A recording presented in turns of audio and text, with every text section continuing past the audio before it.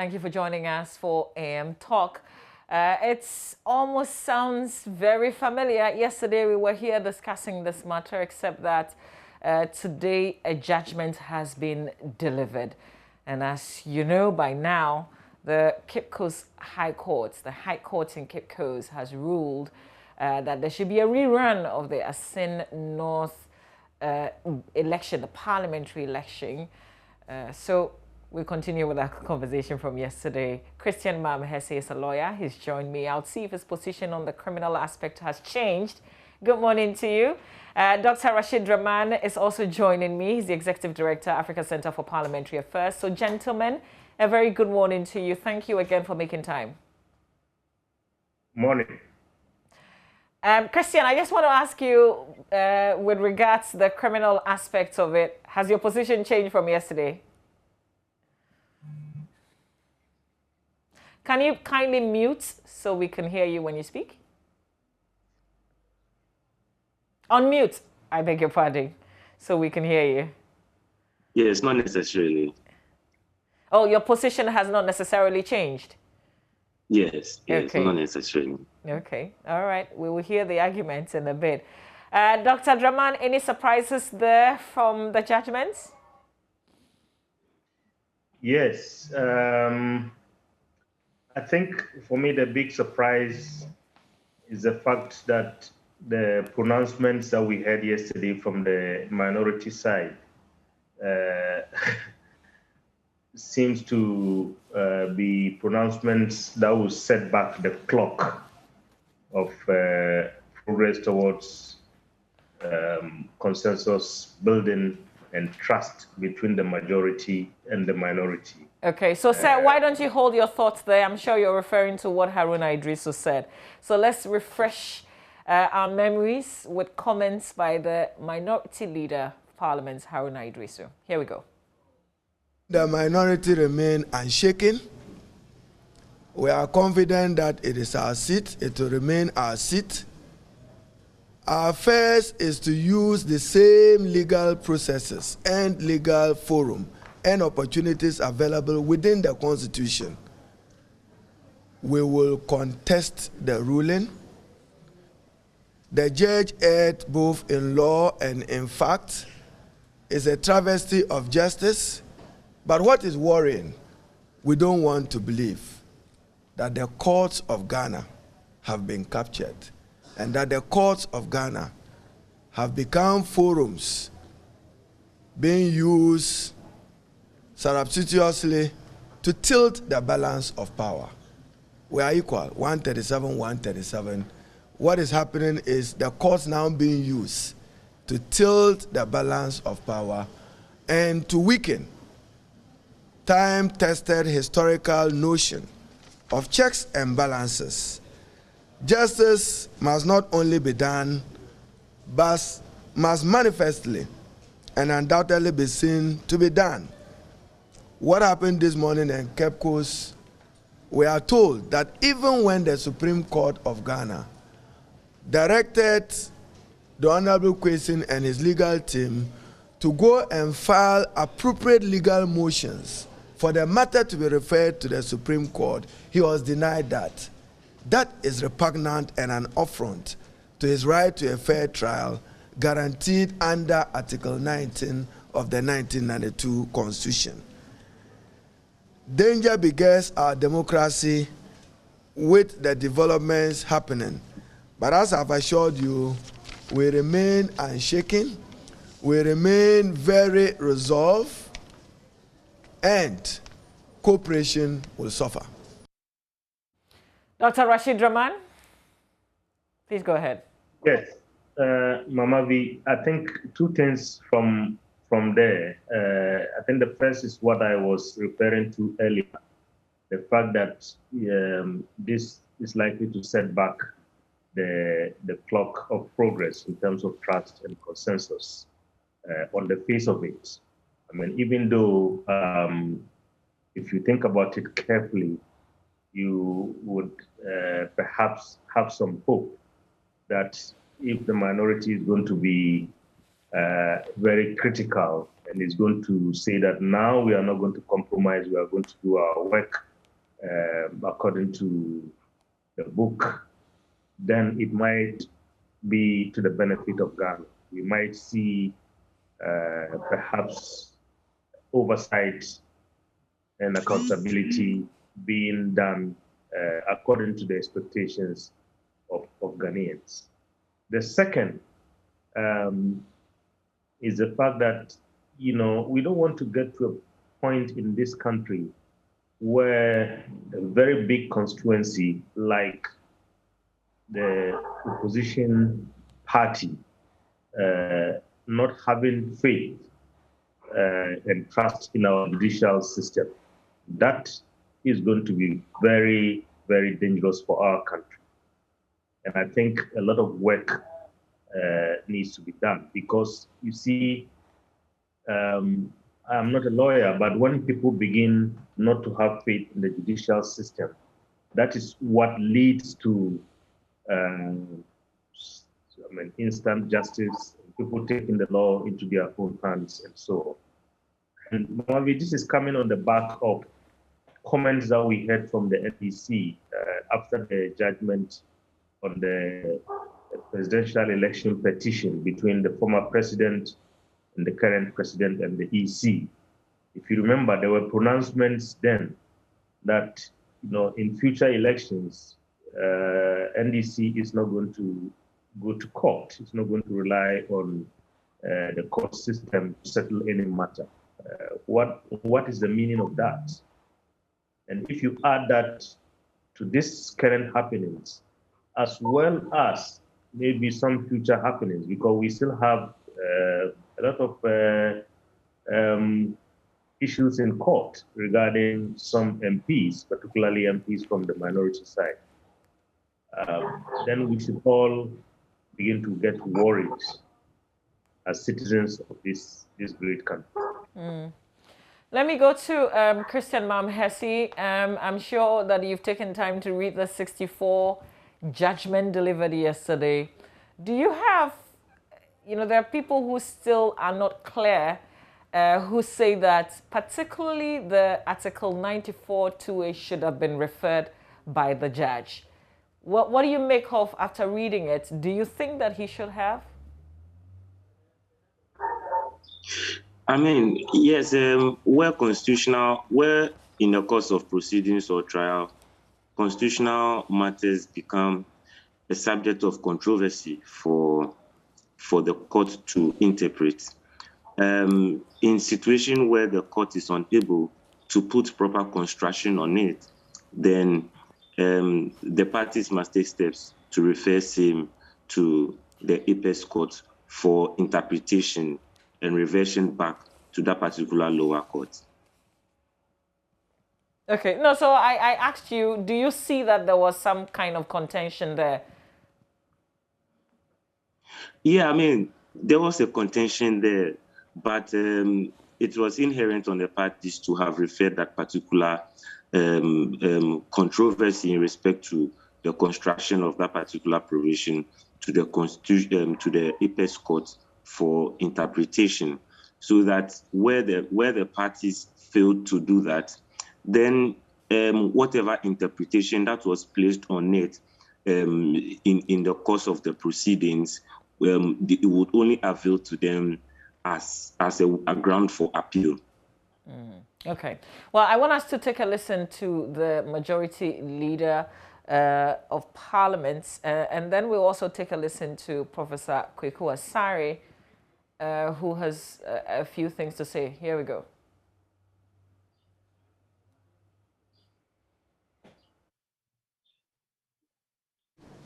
Related to the Assin North Member of Parliament elect then. If you recall, there were dramatic representation even from our side. And we had cautioned the implication of that decision for the member to sit in and be part of that decision making on that day. Each one of you will bear witness. And so today we have been vindicated, because from day one we had made our point abundantly clear that the member was invalidly elected. And lo and behold, a court of proper jurisdiction has come to make a ruling. Now, I respect the minority leader, but for him to say that rubbing in government influence and the likes is totally flawed and should be rejected ab initio. We think that if you look at the provisions in our law, the pieces of legislation as well applied, Article 94(2), Section 92 of the Representation Act, and then the Canadian Citizen Act, all put together, were the anchor of the ruling from the court. Now, be it as it may, any law-abiding citizen, when there is a court ruling and you don't agree in law, you need to file a review or go for an appeal. Don't bring in the executive. We have built our country to the extent that we need to respect separation of powers, because the honorable minority leader is part of the legislative arm of government, and the court is part of the judiciary. So if there is a court ruling and you don't agree, you go and appeal.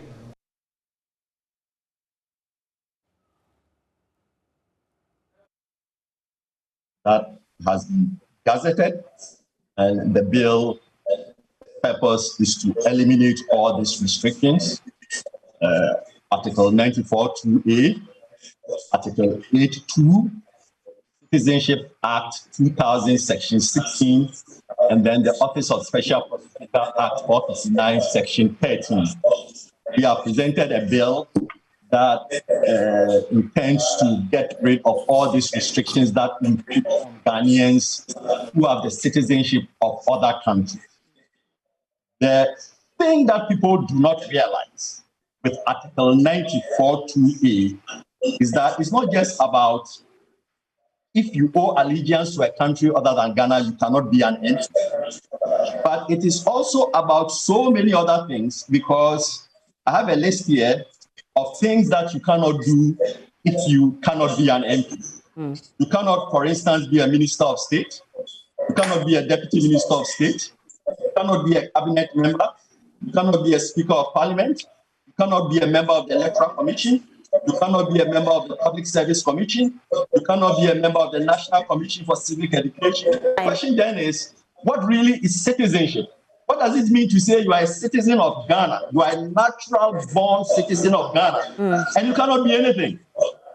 Obviously, the scope of restrictions alone should alert us that we are misinterpreting Article 94(2)(a). My understanding of Article 94(2)(a) is that it applies only to naturalized Ghanaians or registered Ghanaians. This is the common sense approach that the Nigeria courts have used. The Nigeria courts insist that a natural-born Nigerian cannot be excluded from the political space. So that's Professor Kwekwaza on PM Express last night with Aisha Ibrahim talking about this particular provision, citizenship and allegiance. So clearly we need some kind of assistance from the Supreme Court. But earlier you heard from Frank Anot Dompre, who is Majority Chief Whip in Parliament. So I'll come back to you, gentlemen, but I want to start with you, Dr. Rashid Draman. There were processes before this national exercise, which is that this member of parliament, who by the decision of the court yesterday cannot hold himself as a member of parliament any longer, went through a process within the political party, the NDC, and I'm talking about the vetting process. There was a petition that was also presented to the Electoral Commission, drawing the Electoral Commission's attention to the fact that this former member of parliament now had dual citizenship. Who has failed us? And this question is on the back of the judgments as we have it today, irrespective of what the parties are saying. Just what you see. Who has failed? Mamavi, I'm not too sure where to lay the blame, I know that, for instance, coming on the back of the president in the Adamusa Kande matter many years ago, all political parties in our country have taken steps to make sure that this is not repeated. And one of the things that I know, because I had a friend who at one point wanted to run for a seat in one of the political parties. And he had, I mean, again, we are talking about Canada here again. He had Canadian citizenship. And he came to me and said, look, I need help to get this citizenship renounced, because my party says you have to bring a paper that shows that at least you have taken the step. And one of the key steps is to go on the website of Citizenship and Immigration Canada and fill in all the necessary documentation. And once you click OK, that means that the process is done. I mean, even if maybe your certificate is not in your hand and so on. And I remember in the case of this, my friend, before we went ahead to click OK, and this was done in my house, I asked him once again, are you sure that this is what you are going to do? He told me, yes, this is what I want to do. And he went ahead and did that. Eventually, he lost, I mean, even the primaries. He couldn't make it to Parliament. But I'm saying this to say I don't know exactly at which point. And Mamavi, if you look at maybe the processes and the circumstances around this particular case, many have argued, and again, I'm not a lawyer, so let me be guided by what I'm going to say here. Many have argued that, you know, we're dealing with exceptional circumstances. I mean, that were brought by the breakout of the pandemic. And again, I had friends, again, with Canada, because I have a very close association with Canada. I lived there for many years.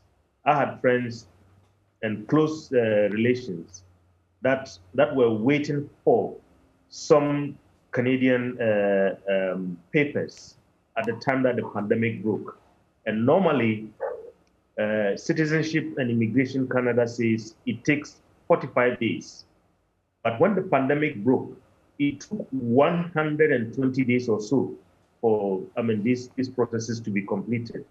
I mean, in that case, I don't think that it was the fault of this particular friend, I mean, relation of mine and so on. So I'm saying all this to say, look, where is common sense in our legal processes? I mean, I don't know at which point we have to apply some common sense, or should we always be just strictly interpreting the letter of the law? And I see the legal brain here smiling, so maybe he has a different view. And Mamavi, I also want to support the position of the professor that we heard earlier. I mean, yesterday on your show, you remember I was telling you that this is a very bad law. I mean, if I had my way, this is one of the things that I will see repealed in this our constitution. Because look, when we are counting our blessings as a country, we count the blessings that come from the diaspora, the blessings that come from our citizens out of the country, and so on and so forth. Their contribution economically is hailed by our country, as well as many other countries around the world. And then when it comes to the political process, we say these people have no space and cannot contribute. I mean, look at the long list that we had from the professor. I think this is very, very unfair. I mean, I was born in Salaga, and assuming that I have American citizenship, then tomorrow somebody will tell me that I'm not qualified, you know, to play any political role in this country. I think that is very unfair, and we seriously need to look at this, I mean, as a matter of fairness and a matter of justice. I mean, even if it's also a matter that has often tilted the balance political power in this country. Let me turn my attention to Christian if he has anything to say. Yes, my few remarks remains that this matter will definitely see the light of appeal. That's what I believe in. And also a quick one to what Doc said. I mean, we in law, we have what we mostly call the law, and we have another one called equity. And equity deals with common sense, like you said, in the lay sense.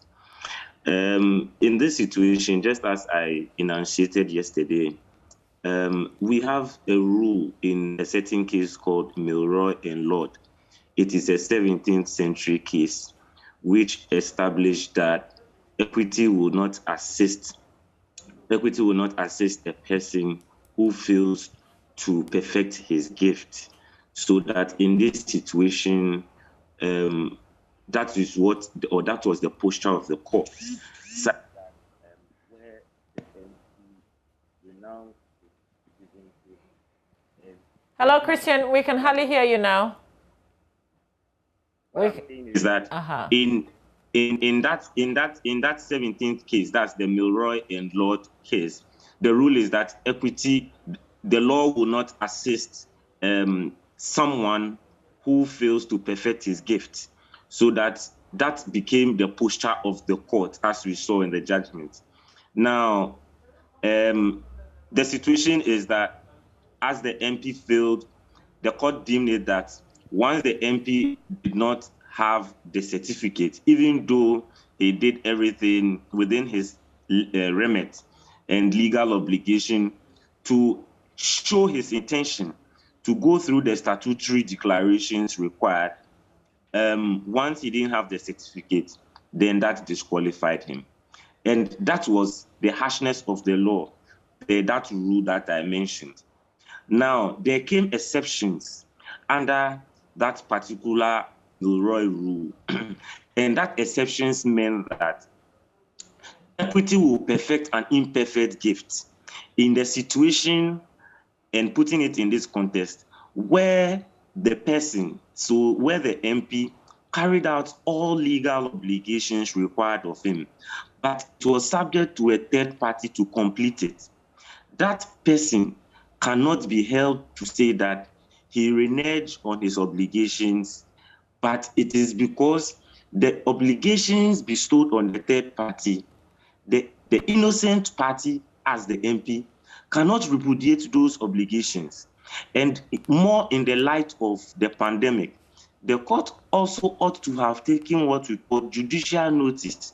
So that if the court had also taken judicial notice, the court would have filled in the gap of the exceptions in equity. That's why I feel that this matter will definitely go to the Court of Appeal, or probably even get to the Supreme Court. So definitely equity comes in to fill the gap of common sense and consciousness. Yeah. Christian, what do you make of the assertion that they tried to file some processes right after the Supreme Court had struck out that attempt to interpret the provision, but they could not find any court officials in Cape Coast at the time when they attempted to file the processes? What do you make of that? I mean, the court is not on vacation yet. Yes. Yes, I mean, it's unfortunate if that was the situation, but it will be one person's word against the other, and little could be adduced from that. But the lawyers have a lot to do with respect to the legal options to evaluate whether they would want to do review, which I don't see likely. They would want to go upstairs and have their legal submissions heard on the matters. And these exceptions are what I see that their lawyers will be canvassing strongly. We know that Court of Appeal is the end for parliamentary elections. You know, you only can go to the Supreme Court on matters of the Constitution. Interpretation, exactly. So we wait to see. They've given all indication they're obviously going to appeal this decision. But Dr. Rashid Rahman, you've continuously, and I think once we enter this 8th Parliament, with the numbers, the equal numbers, except for this independent MP, you've said that consensus is the way to go. Would this bring, and if you listen carefully to what Haruna Idrissa had to say, would this change the dynamics in Parliament in terms of conversations? I mean, it hasn't been smooth, but would this even make it harder? Yes, it certainly will make it very, very hard, Mama V. As I said yesterday on your show, just on Thursday, on Tuesday, we had a forum in Parliament, and the goal of that forum was to try and see how we can try to reset the conversation between the two sides, because I mean, trust is suffering, consensus has suffered in certain instances since the beginning of this 8th Parliament, and we left there very upbeat. I mean, thinking that we were making some progress, and the two leaders. For me, one question that I asked them at that forum was, how do they want to be remembered by history? When we write the history of this 8th Parliament, which presents some very unique opportunities for, I mean, the two sides to work together, because we never had, I mean, these kind of tight numbers. I told them that they should always think about how they want history to remember them. History will not be fair to them if these unique opportunities are not seized by them. And they promised that they were going to work together. They promised to open a new page, and so on and so forth. And so now I think this is certainly going to set the clock back. But as I said, Mama V, in my earlier remarks, I see some silver lining in this, that, you know, sometimes too much compromise can get in the way of scrutiny and oversight. Maybe when they get too comfortable, as we saw during the vetting of the ministerial nominees, many have argued that, you know, perhaps the NDC took the positions that they took on a number of the nominees at the time, in the interest of compromise, in the interest of making sure that our country moves on and progress is made. Perhaps now we are going to see something different, and we are going to see what maybe many citizens are expecting, that, look, the minority should be up and doing, don't block the work of government, but also make sure that you hold the government to account, because that's a business of the government in waiting, to hold the government that is in power to account for every action that it takes.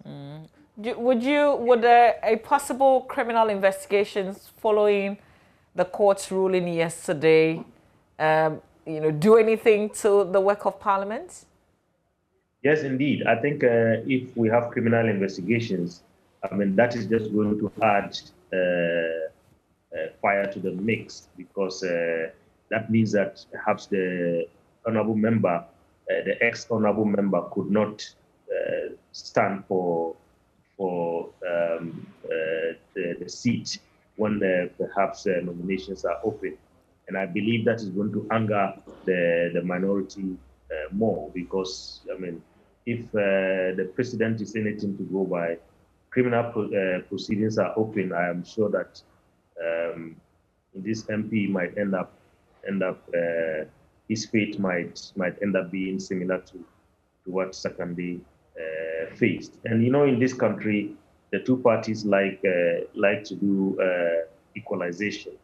So I am seeing that already we've had party executives and capitals have filed some kind of proceedings and so on and so forth. I mean, but if you look at this particular case, I don't think it's the same like the case of Sakande, and I'm sure that the lawyers would argue this out, because in his case, he still held on to his British citizenship at the time. It wasn't like he had done anything to revoke that citizenship. So there is some minor difference. I don't know how significant that will be when the criminal issues are examined. And Christian, just finally, should we blame as Ghanaians the Electoral Commission for not doing a good job, seeing as the attention was drawn to the fact that this former MP had a dual citizenship? Not so much. I believe that at the time the EC was notified of this, the EC in its license should have required the honorable member to bring something from the court to indicate his validity to go through the process.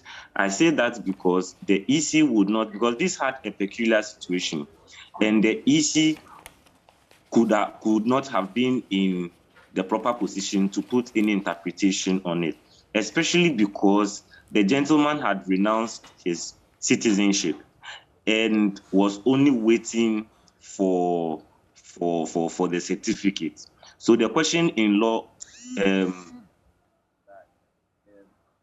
Hello, Christian? Yeah. Yes. So the question in law is that, is renunciation enough? Or is renunciation awaiting certificate suffice for his candidature? So probably the EC could have referred the matter to court for the court to determine on it for the way forward. And the EC failing to do that is what puts some sort of a blame on them. Okay, just when you landed, we're finding it difficult hearing you, but we'll leave it here. Christian Hesse is a lawyer. Thank you very much for helping us with the legal aspect of this. Dr. Rashid Rahman, just before you go, should we be blaming the Electoral Commission for not being competent enough? I don't know what the electoral law says, whether just bringing a paper saying that, yes, I mean, I have renounced my citizenship is enough, and maybe that's what the Electoral Commission looked at, or the law is very clear saying that you have to bring a certificate. And you know, Mamavi, on the day that we had the last sitting of Parliament, I think you and I and other MPs were on your platform during a discussion in Parliament. If you remember that day, I think that was in January. I mean, I interacted with two MPs from both sides, and you know, both sides were very sure that they had a case. And I remember the NDC side saying, you know, he did renounce the citizenship, and so there is no case at all there.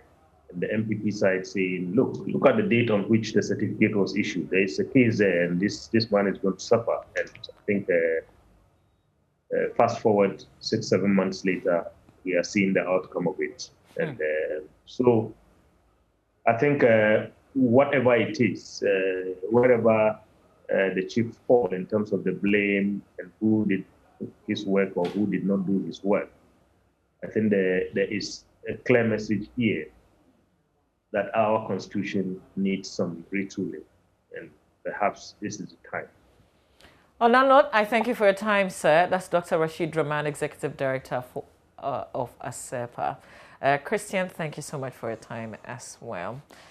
Well, we will continue to talk about this, and I know that the conversation is still ongoing wherever, social media, in your homes, in your cars, wherever. But we've got to move on because there's another matter in Parliament today. The Finance Minister is expected to present the mid-year review of the budget statement and economic policy of government and supplementary estimates for the 2021 financial year. The different perspectives of what the economy is today, what are the expectations of professionals who know a lot more about the economy than you and I. That is what we're discussing after this. Stay with us.